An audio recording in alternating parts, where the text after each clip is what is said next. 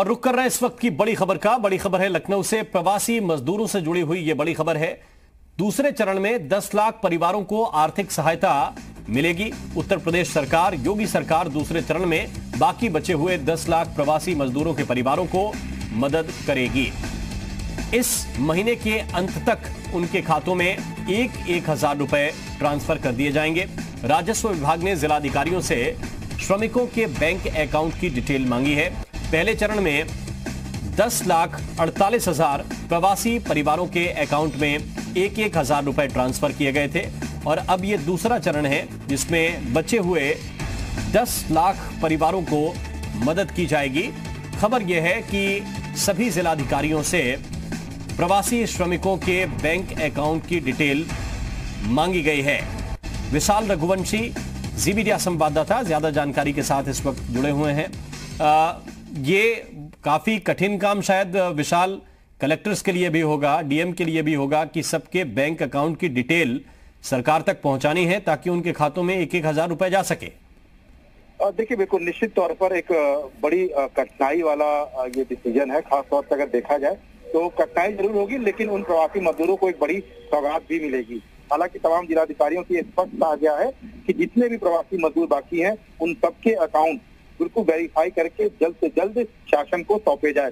सचिव राजस्व संजय गोयल ने बकायदा तमाम जिलाधिकारियों को इसके लिए एक लेटर जो है वो लिख दिया है और ये भी कहा है कि बैंक अकाउंट का जो विवरण है वो पूरी तरह से स्पष्ट हो, किसी भी हाल में कोई त्रुटि ना हो। इसके साथ साथ पिछली बार जिनको पैसा दिया गया है उनका रिपीटेशन ना हो, इस बात का विशेष ध्यान रखा जाए।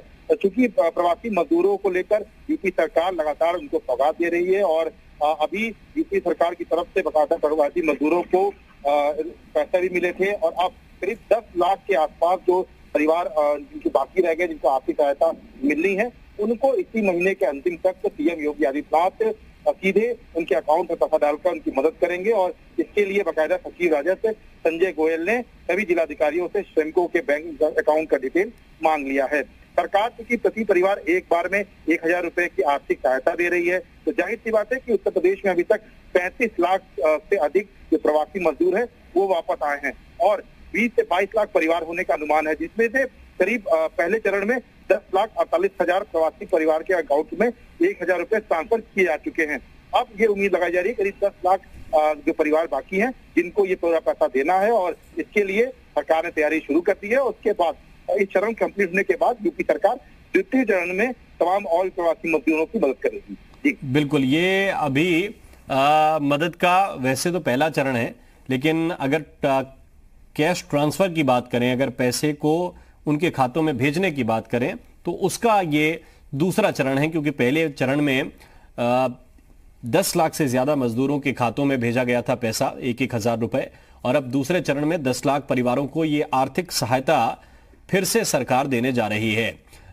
ये जो डिटेलिंग है ये भी मैं आपसे जानना चाहता हूं विशाल, जो डिटेल्स जिलाधिकारी ले रहे हैं श्रमिकों के, वो बहुत हद तक तो वही होंगे जो ट्रेनों से मजदूरों को वापस लाया गया है, वो एक तो आंकड़े होंगे, या जो अपने जरिए पहुंच गए हैं, खुद से किसी साधन के जरिए घर पहुंच गए हैं, उनके डिटेल्स लेना किस तरीके से इस प्रोसेस को किया जा रहा है?